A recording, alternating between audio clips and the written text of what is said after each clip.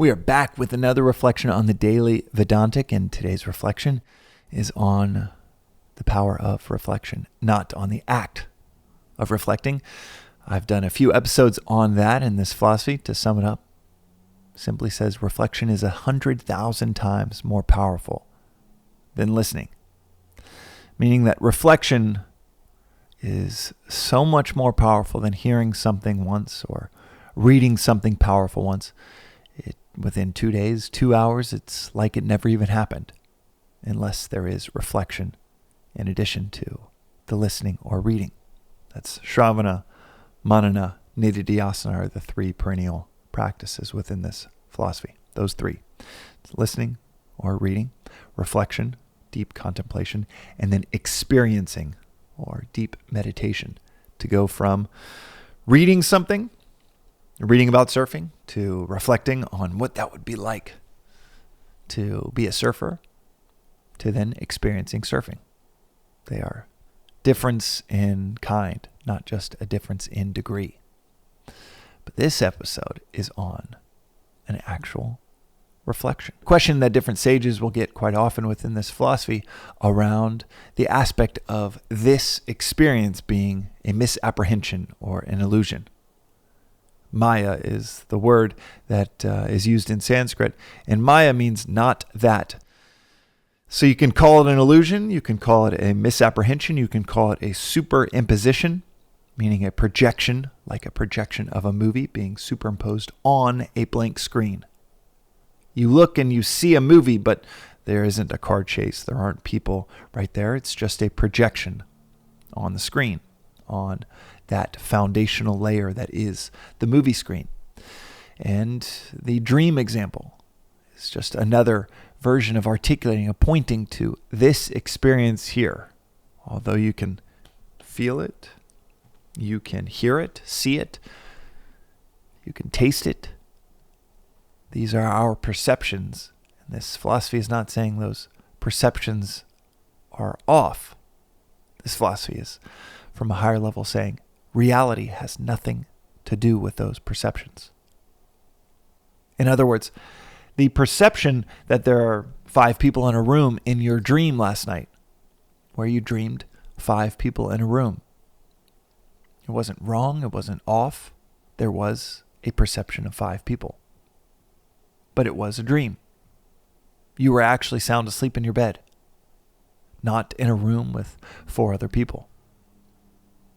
So that dream, that perception, those senses of perception were perceiving something. It just didn't happen to be the highest reality. It was a projection of your mind. And this philosophy says over and over again that our sense perceptions, touching, smelling, hearing, seeing, has nothing to do with reality. You might be perceiving something, this voice, as you listen to it, but it is not what's really happening. This, as this philosophy says, is not happening. It is a projection of our minds. Realizing this, again, kind of hearing it, then reflecting on it, really understanding what is being said, and it making its way through sense, through reason, through judgment, through logic, and then getting to experiencing it. Very, very different. These things are very different than hearing this on an 8-minute podcast episode. But this podcast project is on these daily reflections on the timeless philosophy of Advaita Vedanta, and this is the last chapter of this philosophy, that what we are experiencing here, the last chapter of this metaphorical book, that what we are experiencing here is not real. That reality transcends this in the same way that you sleeping in your bed transcends the dream you are having. That there is a higher state upon which the lower state is dependent. You need to be in bed asleep for there to be that dream experience, that world that you create with your mind while you are asleep. In the same way you have a cylinder standing in the sun, needs to be there for the dependent sub-reality of the shadow to exist. And what this philosophy says is this here is an elevated version of a dream, a dependent existence, a dependent experience that is based on a higher reality that you are. The analogy that is given often that I haven't touched on yet, you have the projector in the movie theater, you have the dream, you have the shadow and the object, but one that also articulates this beautifully is the reflection in the pond. You look into a pond and you see a face, you see trees, you see clouds, you see sky. You see those things. There is no denying you see those things. But they are not there. The tree is not in the pond. The clouds, the sky are not in that water. Everything you see is merely a reflection of the higher. You perceive something, no doubt. We perceive something, no doubt about it. We perceive something in the dream.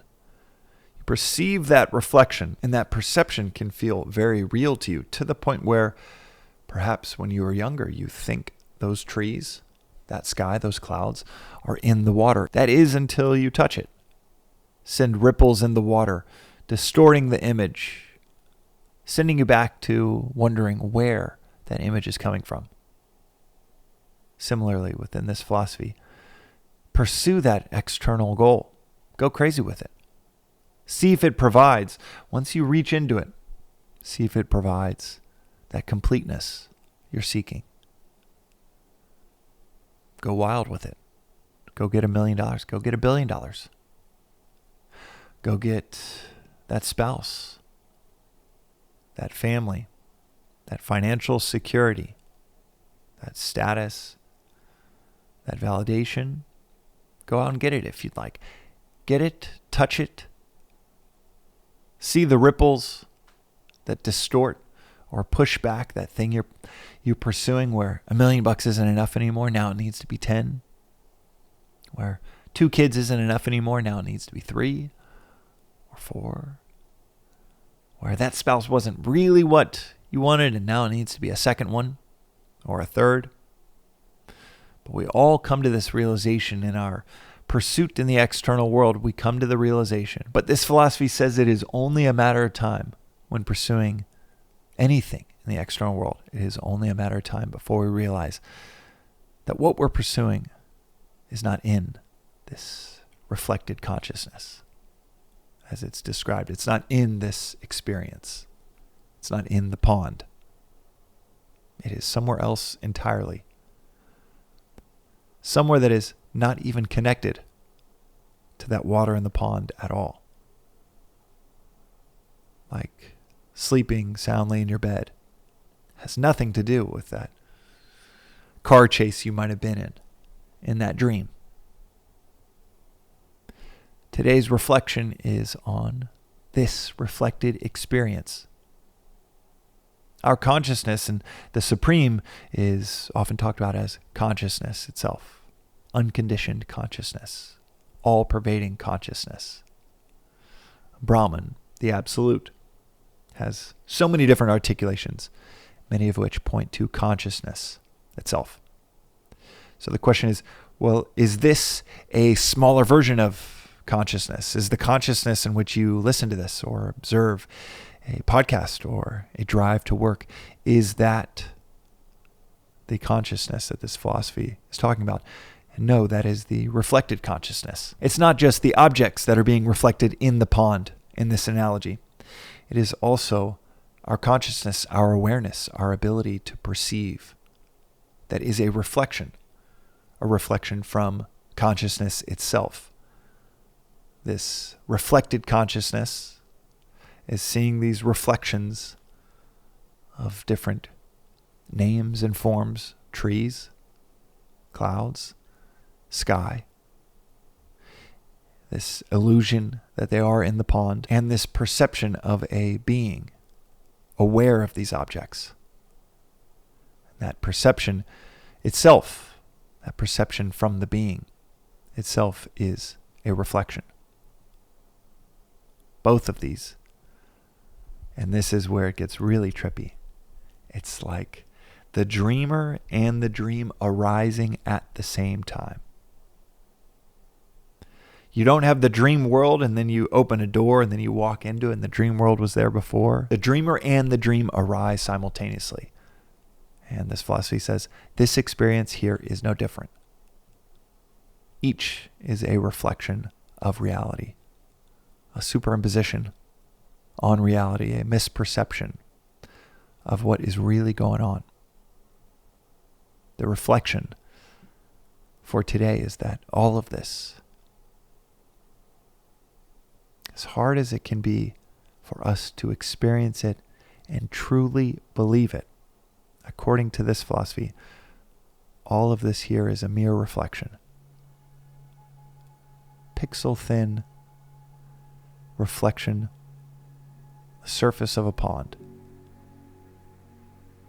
Thus, convinced it's real, pursuing the direction of that pond when what is being represented has nothing to do with the water surface. That is today's reflection on the Daily Vedantic. We'll see you next time.